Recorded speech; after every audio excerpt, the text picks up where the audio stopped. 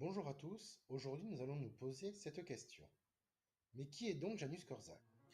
Janusz Korczak est né en 1878 à Varsovie, en Pologne, dans une famille juive laïque. À l'âge de 12 ans, sa famille est ruinée et il doit subvenir à ses besoins.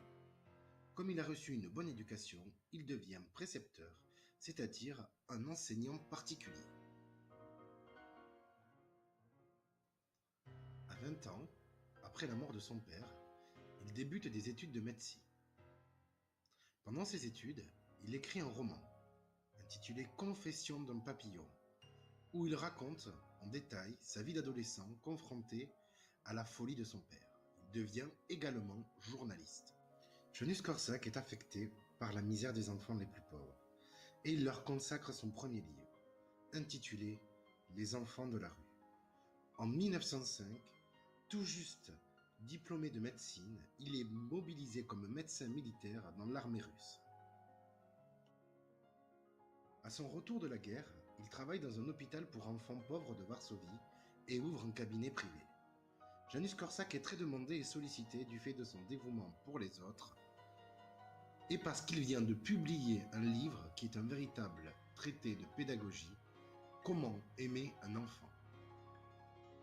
Janusz Korczak a le rêve de construire un lieu idéal pour les enfants pauvres qui se concrétise en 1919 par la création de la Maison des Orphelins, Dom Siro en polonais.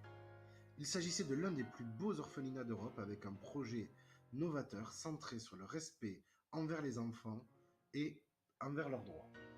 Cet orphelinat accueillait des enfants, filles et garçons d'origine juive.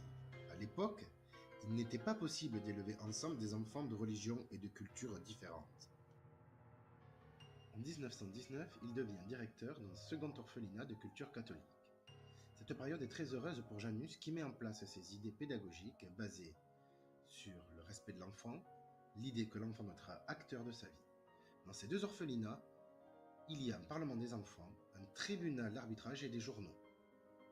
Voici une photographie où nous pouvons voir les élus du parlement des enfants en 1935. Sur cette photographie, nous assistons à la réunion d'un tribunal d'arbitrage des enfants, dirigé par les enfants eux-mêmes. Enfin, sur cette dernière, nous apercevons le réfectoire de la Maison des Orphelins, qui servait de salle de rédaction pour le journal rédigé par les enfants eux-mêmes. Il devient un personnage important en Pologne pour la protection des enfants. Il défend par exemple les jeunes délinquants. En plus de la publication d'ouvrages qui réclament le respect des droits de l'enfant, Janusz Korczak a créé sa propre émission de radio consacrée au vécu et aux expériences des enfants, appelée les causeries du vieux docteur.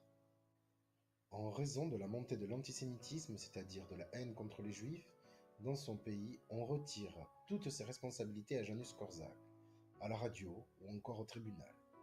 Il ne peut plus exercer son rôle de médecin qu'auprès de la communauté juive de Varsovie.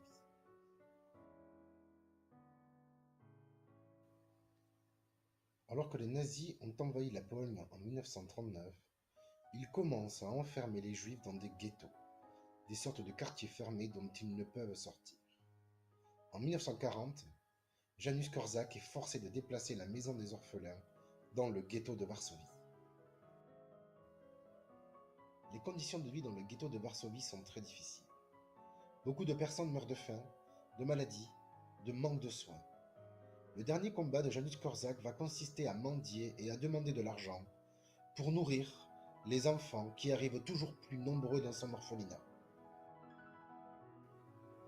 Pendant 2 ans, de 1940 à 1942, Janusz Korczak et son équipe d'éducateurs vont se battre sans relâche pour préserver la dignité des enfants. En juillet 1942, les nazis commencent à déporter les derniers juifs du ghetto de Varsovie, dont les orphelins et les éducateurs. Janusz, malade, épuisé, tenta de distraire et de protéger les enfants. Janusz et les éducateurs furent déportés à Treblinka et tués. Janusz disait: comme on n'abandonne pas un enfant dans la nuit, on n'abandonne pas des enfants dans une époque comme celle-ci. On dit de Janusz Korczak qu'il est le père des droits de l'enfant. Il est le premier à avoir réclamé des droits spécifiques pour l'enfant. Il était le partisan, c'est-à-dire qu'il voulait le respect intégral de l'enfant.